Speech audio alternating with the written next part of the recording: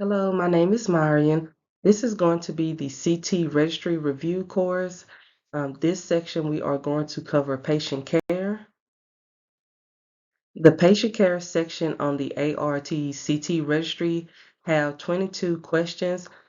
You will probably be asked on anything from patient assessment and preparation, management of accessory medical devices, contrast administration, post-procedure care, and adverse reactions. On the ART website, you can find this information where it talks about how many questions is on the actual CT registry. So you have 165 questions that will be asked to you so that that is the number of scored questions. But if you look at the bottom under total in the bold letters, you will also see that it's 30 unscored poly questions as well. So those questions are just random questions. So since you do not know which questions are going to be scored or not scored, you still need to know all of this information. So for this first section, we're going to cover patient care. And first, we are going to talk about clinical history. Whenever you have your patient, you want to make sure that you obtain an accurate and pertinent patient history at the beginning of the exam. Before you even start, make sure that you verify that you have the correct patient, correct exam, the correct order, such as if the doctor ordered a head CT scan, you want to make sure that you are doing a head CT scan or verify with the patient that they should be getting a head CT scan. Also, make sure that you are using the correct medication dosage and route, especially if you have to give the patient medication. You want to make sure that you have the correct name selected on the machine because you can have the correct patient but select the wrong name. Therefore, the wrong patient is getting the results, treatment, or even surgery if they need it. You want to chart and document on the correct patient, like I was saying. Properly document the patient's recent procedures, surgery, symptoms, possible trauma, and their specific areas of pain and discomfort. Ask the patient how long they have been having those symptoms. Have it been for 3 weeks, 1 year? Is it getting worse? Do they feel like it's getting better with medication? So you want to just make sure that you are getting a good patient history, especially for the radiologist to know exactly what could be going on with this patient. So whenever you are answering or asking the patient these questions for them to answer, let the patient provide the history in his or own words, in his or her own words. You want to listen carefully to what the patient is saying. Do not cut the patient off of their sentence. Let them keep talking so that they can try to tell you what they are trying to say. You want to use focus question to obtain additional information. So you want to say, okay, how long did you hurt the right side of your head? So those are an example of focus questions. Repeat and summarize what the patient gave you, that information, just to make sure that you are documenting accurate information inside of their chart. Whenever the patient have to be scheduled and screened for their CT exam, this is probably normally done by a scheduling department. Most of the time, CT techs do not have to worry about this part. But for the purpose of this information, proper communication is the key to making sure that the patient gets scheduled correctly and know what to expect, know what to bring, what to eat, what not to eat, what to drink, what not to drink. So concerns regarding the CT exam, they want to be or they should be asked about their contrast allergies if they are at risk to fall, ability to stand and walk. And I say this because there are times you may have a patient where you may need a big lift to get them onto and off the table. So that is good to know so that you can have that machine ready for them if you have to lift them up with the machine because sometimes you may not be able to lift them up by yourself or even lift them up with other coworkers. So you may have to use a machine. So just make sure that is available during the scheduling and screening process. CT exams of the chest, abdomen, and pelvis, they should be scheduled before any procedure that requires a barium study. If they can't, it needs to be scheduled after the barium study to make sure that it has been fully cleared from their bowel, because if not, this can cause a streaking artifact on the CT image, especially if you're looking at their abdomen and pelvis area. Whenever the patient is ready for their exam, make sure all jewelry, hair clips, pins, any type of cell phones or electronic devices, belts, jean snaps, all metal is removed from the area, especially if you're scanning their abdomen and pelvis. You do not want their belt buckle in the way because it will cause artifacts. You want to make sure that the patient is comfortable on the CT table to avoid patient motion, because our goal is to get high quality CT images for the patient so that they can have a proper diagnosis. And we also want to make sure that they are comfortable on the table. So you can put a cushion under their knees, especially if they have back problems. This is very helpful. Also, whenever you have the patient on the table, this may vary depending on where you work at, but I like to put the straps across their stomach or their waist just to make sure they do not move. That provides an extra level of comfort to ensure the patient that they will not fall off the table. And it can also let the patient know, hey, you're high on the table, so don't jump down, don't roll off. The table is narrow. So that's a good safety habit you can have. And at the bottom of this, I have remember, barium is a high density oral contrast. So just remember that. As a CT tech, you are responsible for educating the patient. Make sure that you provide clear instructions for the patient, especially if they have to hold their breath. And this will make sure that you are getting those high quality diagnostic images so that the radiologist can make a clear diagnosis. You do not want to submit images with a lot of motion on them and the radiologist can't determine what is wrong with the patient. If you do have a patient who cannot hold still, or follow the instruction, you want to make sure that you are putting notes in the chart or for the notes section for the radiologist to see that you did try, you gave them instructions, you tried repeating one area of the image, but they just couldn't follow the instructions. You also want to make sure that you are practicing breathing instructions with the patient, especially if they are having a CT abdomen exam where they have to hold their breath. So practice with them so they can know what to expect. But you want to do this before you start the CT scan. Communicate with your patient constantly during the exam to make sure that you are promoting that comfort and cooperation level with them. For contrast studies, have the patient empty their bladder because the contrast will make them feel like they have to urinate on themselves. And especially if you have a patient and they are hard to get on the table and you are about to start their exam and they feel like they have to go to the bathroom, then now you have to find someone to help you get them up, and they may struggle to get up and then they go to the restroom, then they come back. So that can waste a lot of time. So just ask them if they have to go to the restroom before starting. And before you give the patient CT contrast, you want to make sure that they know what to expect so that they will not be alarmed whenever the contrast is going in. You want to let them know that they will feel a warm sensation, metallic taste in their mouth, the feeling of urinating. So if they feel anything differently than that, let them know the CT scanner have a speaker inside of it that you can hear them and that you are watching them anytime. So they feel like they are having an allergic reaction, then they can just tell you to stop the scan. After the CT scan, you want to make sure that you provide these patients or the patient these instructions, especially if they are a diabetic patient and you gave them contrast.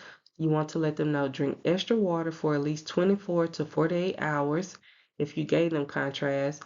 Let them know that the urine color will not change. You will have a patient who say, will my urine glow in the dark? You know, they're being funny. So you will have someone say that and communicate the results with the patient. Let them know they can expect their results anywhere between 3 to 5 days. And of course, this will vary depending on where you work at, how busy the facility is, how soon the doctor will get back to them about their results. So This time frame will vary, but with your facility, just let them know how long to expect the results. Whenever the patient have to have a procedure or some type of invasive study done, they have to sign a consent form. Patient consent is considered informed only when the procedure is clearly explained in a language the patient fully understands. So they must be able to understand the risks, the benefits, and the alternative before you are starting. A qualified personnel must fully answer the questions before starting the exam so that the patient can understand, especially if they have any questions. If the patient is a minor, a parent or a legal guardian must sign the informed consent. And here we have implied consent. This occurs whenever a patient is in need of immediate medical care services, but they are unconscious. But if they was awake, they will agree or they would have decided that they would have done that study if needed. So this is what implied consent is. Immobilization. So this term means the act of preventing something or someone from moving or working normally. So whenever you have a patient on a table, some point in your career, you're going to have someone who cannot hold still, who may be mentally altered and they try to get up off the table. So in this instance, you want to make sure that you provide some type of support to help them either stay on the table or help them hold their head still. But this, if you use the cushion straps or anything to immobilize a patient, it has to be done with the devices that the CT scan manufacturers made. So you cannot use your own cushion to stabilize a patient. You have to use something that was provided by that company because that is considered safe or a safe way to hold the patient still. So if they have a CT head scan and they're moving constantly, if this is provided by your company, you can use the chin straps that came with the machine that the company gave you.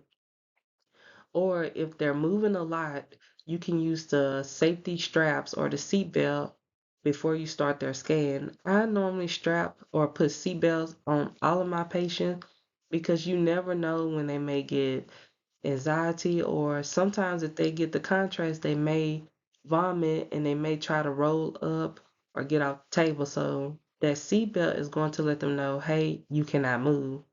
So whenever you are doing a CT scan, if the patient speaks a certain language, you want to make sure that you have the breathing instructions in that language for the patient so that they can know when to hold their breath, when to blow out their breath.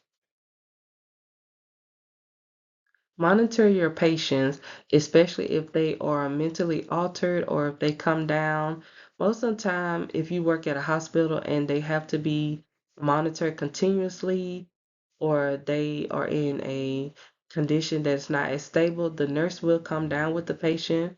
But just in case the nurse doesn't, you want to make sure that you are looking at your patient, making sure that they are responsive, making sure that you know who to contact if they are unresponsive. So the nurse should come down if the patient is unresponsive. But if not, if you have a patient that's unresponsive, call the RRT, which is respiratory care team, or find someone who you can call to come down. Or even if you're at a clinic working and the patient becomes unresponsive, call the radiologist, make sure you have the crash cart ready. The vital signs range will vary depending on what facility you work at. And of course, you have medical changing and growing all the time. So protocols do change. So this is just a guide you can use, especially if it's asked on your test. So just remember this may vary, but whenever you are taking vital signs for a patient, this is going to include the temperature, the pulse, the blood pressure, the respirations. You want to keep in mind that the normal body temperature ranges between 97.7 to 99.5 degrees Fahrenheit. Your pulse rate for adults, that's going to be anywhere from 60 to 100. And for children, 70 to 120 beats per minute. Your systolic blood pressure, that's going to be your top number. That should be about less than 120. Diastolic, which is going to be that bottom number, should be less than 80. You always have someone who say 120 over 80 is a perfect blood pressure range. So just keep that in mind. You may have someone tell you that whenever you go to the doctor. Your normal respiration for adults, that's going to be 12 to 20 breaths per minute. For children, about 20 to 30. For your pulse ox, that range is going to be 95 to 100%, which is going to monitor your oxygen levels. Depending on if you work at a hospital, you will see if it's being placed on a patient's finger, toe, or earlobe. If you work at a clinic and you have to use this, it may be depending on what exam you're doing or if the patient had an allergic reaction and you had to get the crash cart and call the radiologist and you had to put the pulse ox on their finger to monitor their oxygen level. Your cardiac cycle refers to the series of blood flow related to events that occur from the beginning of the heartbeat to that of the next. Make sure that you know your diastole, which is the relaxation of the heart muscle. Systole refers to the contraction of the heart muscle. You have your ECG, that graphic representation of the electrical activity of the heart. Whenever you do have to use the ECG, it may be whenever you're doing cardiac CT procedures to evaluate the heart rhythm and cycle. And if you do have to do a procedure, which majority of the time if you work at a hospital, you will probably have to do a biopsy procedure. The nurses like to monitor the patient ECG whenever we are getting ready to start the biopsy procedure and during. So this is just something that you need to know because if it flatline, you want to make sure that you're contacting the emergency team because the patient isn't doing well if you see a flat line. And just make sure that you know your cardiac cycle, know your PQRST complex. You want to make sure that you understand this information.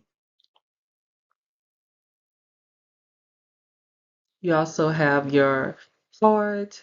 Whenever a patient need a study in CT where we are looking at the cardiac, they will have to have maybe like a beta blocker to reduce their heart rate if it's too high. The nurse or radiologist will administer this. If they do not, they will give you permission to. But I know at the facility I work at, the nurse will give the patient the beta blocker. And you also have the 65 beats per minute, which is going to be the preferred rate for a CT cardiac study to get optimal imaging. And if you work on a scanner who has 64 slices or higher, this is going to give you great images for cardiac because it can give you CT images at higher heart rates for this. And you also have nitroglycerin, and you may hear it be called nitro. This is given before the cardiac CT scan to dilate the coronary vessels, which will improve the visualization of them. Make sure you are talking with the physician or the radiologist if a patient does need to have any type of nitro or beta blocker. Like I was saying, it's usually given by the radiology nurse where I work at. Make sure that you are monitoring your patients for different symptoms such as hypoxia. If their oxygen is getting low, then they are going to probably start having headaches, being dizzy, having nausea. You want to make sure that their heart rate is not at 20, or I'm sorry, you want to make sure that their heart rate is, or it's not at 20 or 200, because if it's at 20, then that is very low. And if it's at 200, it's very fast. So that's why you want to make sure that you know the correct range of how much a heart rate should be. If the patient is turning blue, you want to call a respiratory care team or the emergency team because something is wrong with the patient. So just make sure that you know these terms, know which range your vital level should be in to avoid having a patient unfortunately pass out or die on the CT table. You want to make sure that you are getting the patient the proper treatment to make sure that they are back to being their healthy self. Whenever you have to give patients oxygen, this has to be administered by the doctor or physician, has to have an order placed. So CT techs cannot just go ahead and give patients oxygen because this is considered a medication. So if you have a patient who is in a hospital, they never had to get on oxygen, they come down for a CT scan thinking that it is an MRI scan and they start panicking and they start being able to not be able to breathe. You cannot just go ahead and administer oxygen because you did not monitor their breathing, which is their ECG and pulse rate. You did not determine their blood pressure, if it's high or if it's low, and you do not know how much oxygen to give the patient. So this must be administered or ordered by the physician to know how much the patient needs. And if you work in a hospital, most of the time, you know what the oxygen is set on. It may be set on 2 or it may be set on 5 liters per minute. So you should know how much oxygen to give the patient based off of that. And if the patient is an outpatient, you want to make sure that you are making sure their oxygen level is still set. If you have to unhook it from their portal device just to make sure the oxygen tank does not fall off the table, you want to make sure that you are setting the liters per minute correctly. So if they need 2 liters of oxygen, do not put it on 1 and do not put it on 6. If you work in a hospital, a lot of times you may have an ICU patient or a critical patient who comes down on a different type of monitor device. They may have a lot of IV tubing because they have a lot of medication that they have to get a lot. So you want to just make sure that you do not pull out any IV tubing. If they have a chest tube, you want to make sure that you do not pull that out. And just in case you do not know what a chest tube is, it's going to drain fluid from the space of the heart or the intrapleural space. This is for ill or injured CT patients. So a good tip is just to make sure that it is not getting dislodged or displaced whenever you are moving a patient onto the CT table or taking a patient off. Even if you are moving a patient inside of the CT and out of the machine, make sure that you are watching the cords or the cables that the patient has to make sure that you are not pulling it out. You also have catheters, whether the patient or an inpatient or outpatient, they may have a catheter. As a CT tech, you will probably see this some point in your career. So you want to make sure that you are keeping that bag low whenever you have a patient like this, because if you put it above their waist, then the urine will not drain correctly and it can give the patient an infection. So make sure you're keeping that bag low as possible. And also another tip, if you see that the bag is full, do not just automatically empty the bag on your own because the nurses or the doctor may need to monitor how much fluid the patient is producing or putting into that bag. You also have your urinary catheters, which is going to be placed into the bladder, a Foley catheter. You must make sure that you keep that bag low at all times, and this is going to prevent backflow of urine. Your lab values for this will vary. Medical changes all the time. So just keep in mind bun, creatinine, and GFR is normally used to measure a patient's renal function. For your normal bun range, 7 to 25, creatinine 0.5 to 1.5, depending on where you work, and medical is always changing. Just go by your company's policy on what to expect or what number or ranges you should be in. If you find out that the GFR is low after you do the calculation, putting in the patient's age, sex, and race, you want to make sure that you talk to the radiologist before you inject contrast, or just reach out to the physician and just let them know the creatinine is elevated or the GFR is too low. I have to reach out to the radiologist first if they are an outpatient. If they are an inpatient, you pretty much have some time, so you can just call the radiologist first and they will determine a decision. You also have your temperature. We went over this. Pulse, respiration, creatinine bun.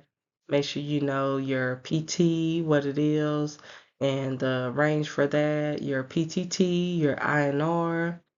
These are different lab results. Make sure you know your platelet count and why is it used, which is to assess the patient's clotting ability. So make sure you know all of this information and the range values. You have other lab tests, which is a D-dimer that would be done. If a D-dimer is elevated, the doctor will order a CTA. You also have your liver function test. This is used to screen for damage to the patient's liver. For the medication and dosage, you want to make sure that you know this information, especially if the patient is allergic to contrast. You want to make sure that you put in what type of contrast was given, how much, what type of reaction, call the nurse, call the doctor, so that they could provide Benadryl or steroids to the patient. You also have Coumadin, which is an anticoagulant. So this is information you need to know because if a patient tell you they are on blood thinners, you want to make sure that you are applying pressure whenever you are removing their IV. So make sure that you are applying pressure to the IV site whenever you're pulling it out to avoid the patient bleeding and bruising a lot. If they are taking metformin, which is used to treat type 2 diabetes, you want to make sure that they stop their metformin up to 2 days after the contrast is given, but this will vary depending on where you work at. Some places tell the patient to stop metformin, some places do not. So that's why I would say just refer to your company's policy and protocol on that. Make sure that you are watching out for patients who are claustrophobic. They can fall off the table if they become very anxious about the scan. They can have a risk of falling off the table. That's why the safety belt is important. If you do put on a safety belt, which will make them more anxious, just put it on like a little bit loose. You don't have to put it on tight because they are already anxious. If the doctor do prescribe medication, you want to make sure that you monitor them carefully.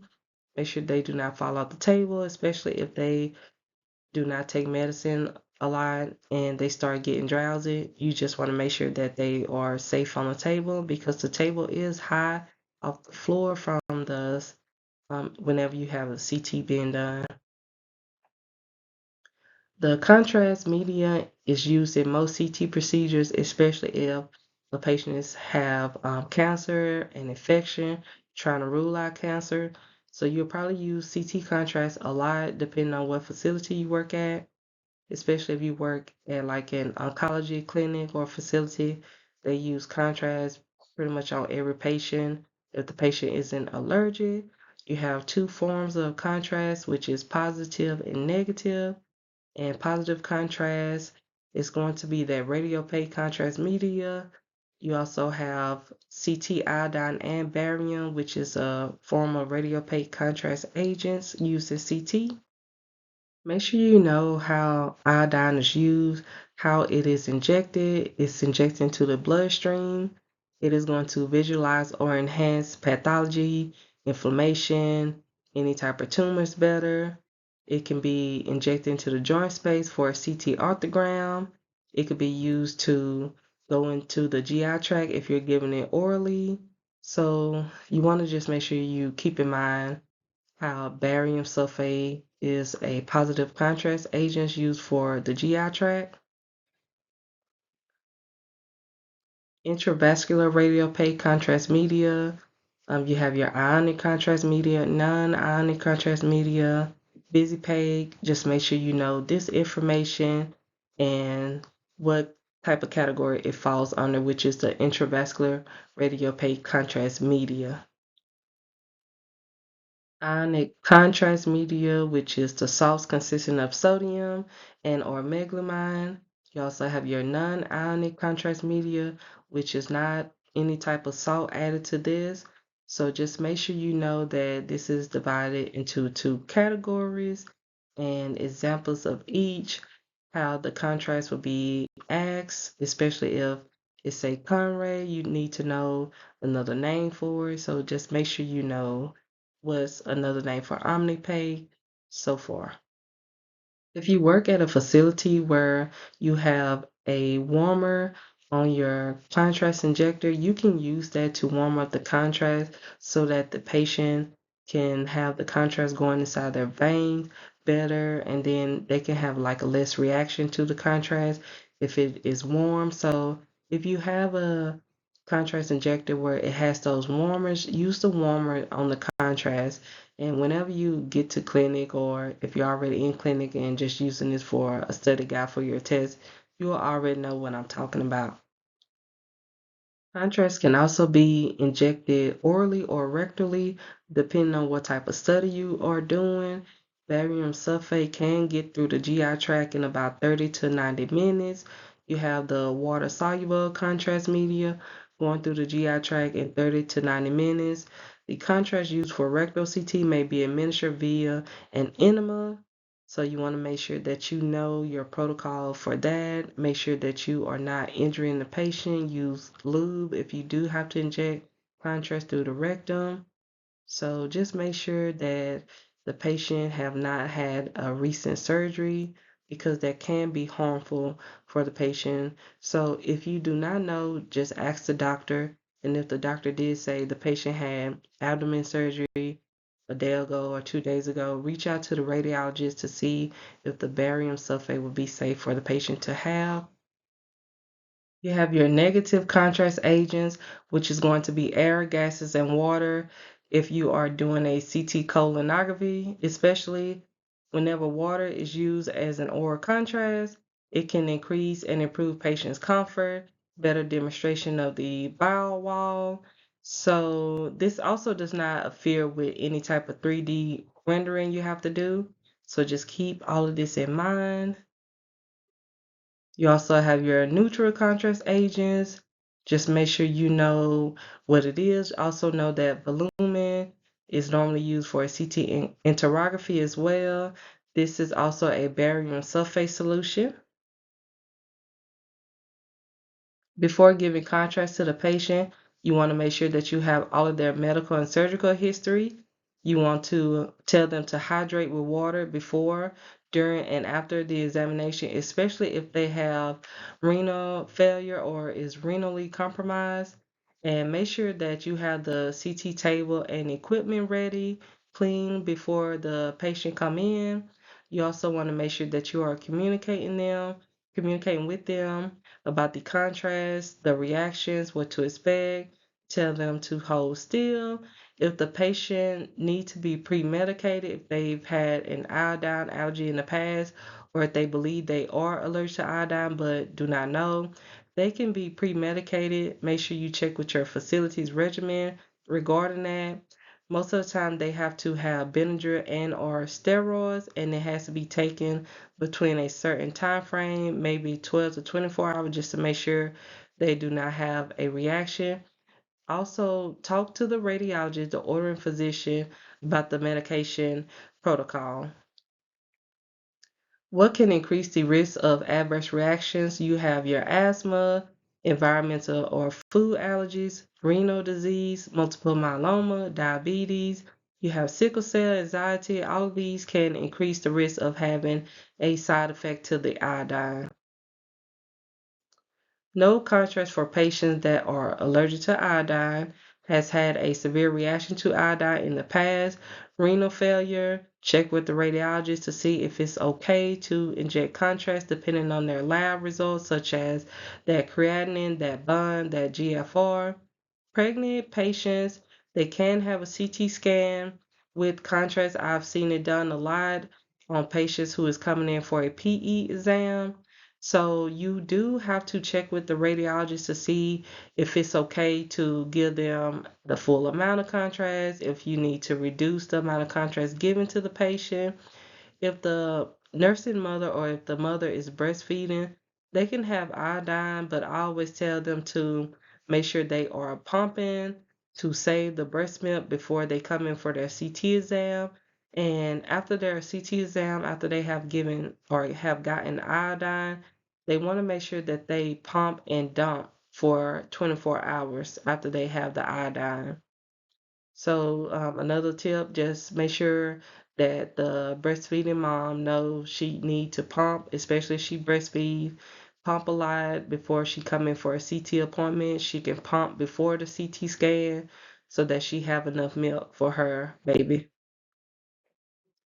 Whenever you do have to start a CT IV for a CT scan, the gauges are normally 18, 20, and 22. Whenever you have to give patients contrast, this will range from 50 to 150 milliliters. Make sure you are watching your flow rate injection, especially if you have a patient who has a PICC line. You can give contrast to a patient with a PICC line.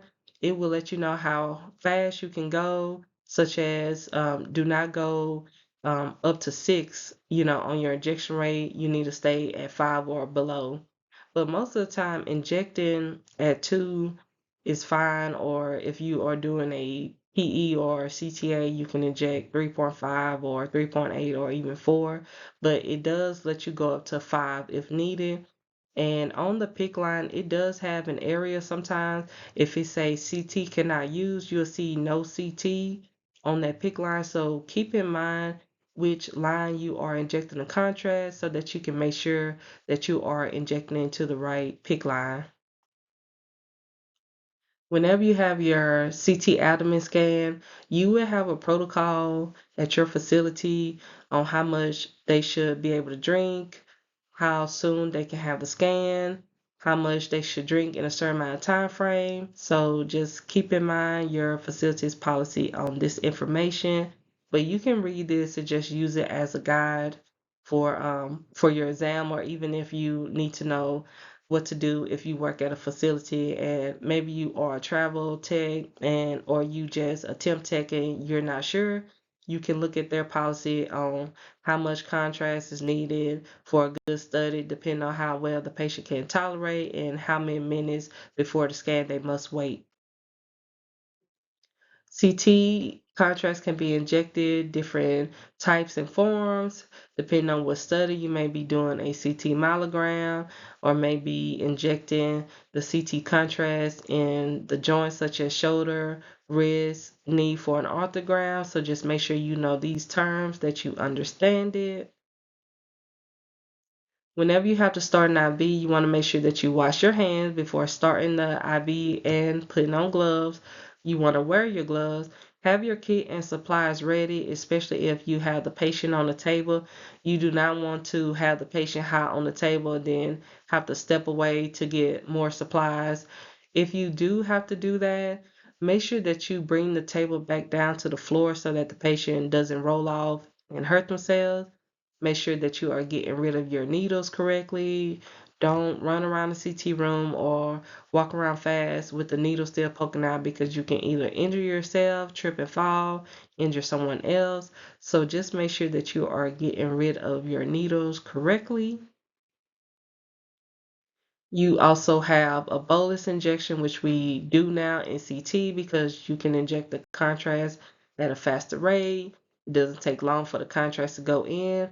CT does not use drip infusion because it takes a long time for the contrast to get inside of the patient body. But just know these terms.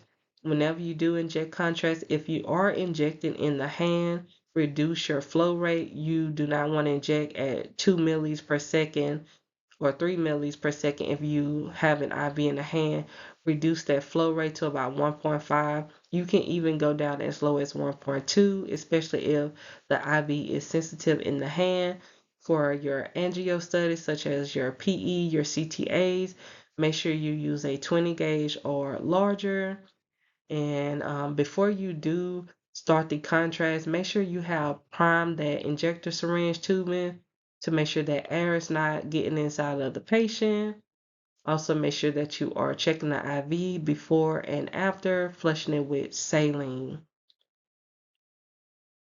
You also have, whenever you start a IV or an IV on a patient, the patient may be at risk for having the IV infiltrate.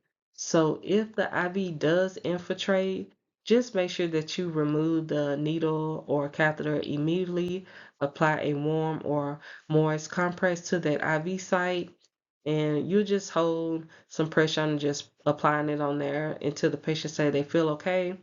You can attempt to start the IV again in another area, not in the same area, or just have someone else if you're having problems getting another vein.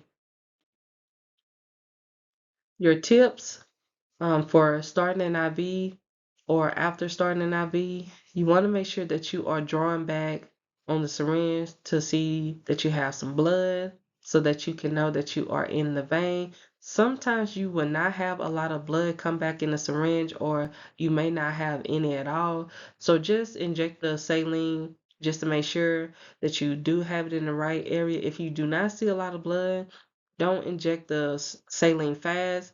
Just inject kind of slow just to make sure that you are in the vein. But if you do see a lot of blood, just inject the saline fast so that you can make sure the IV will hold up for the study.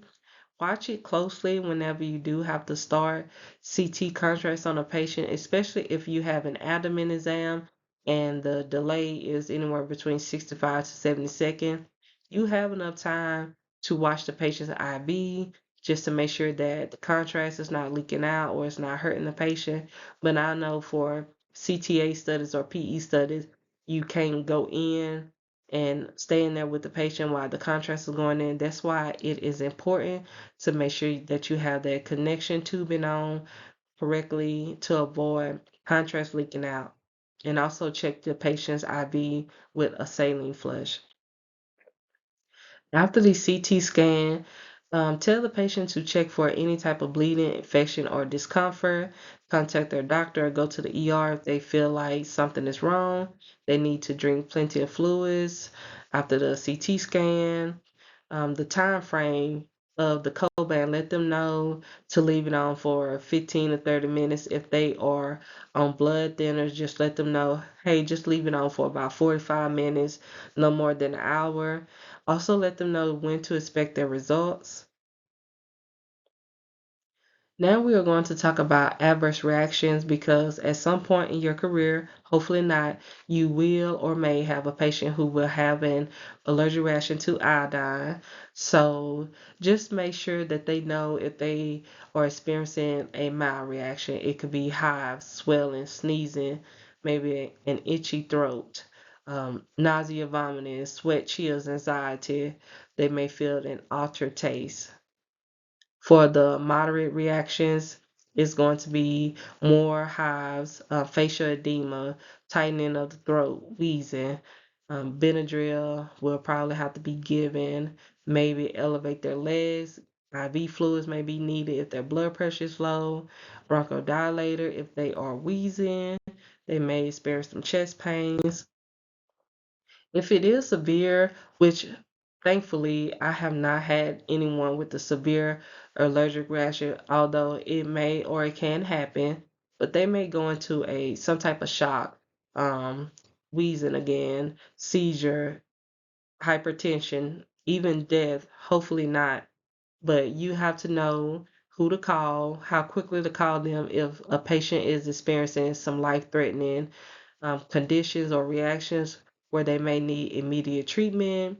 If you are at a clinic, most of the time they have a radiologist on site when contrast is given.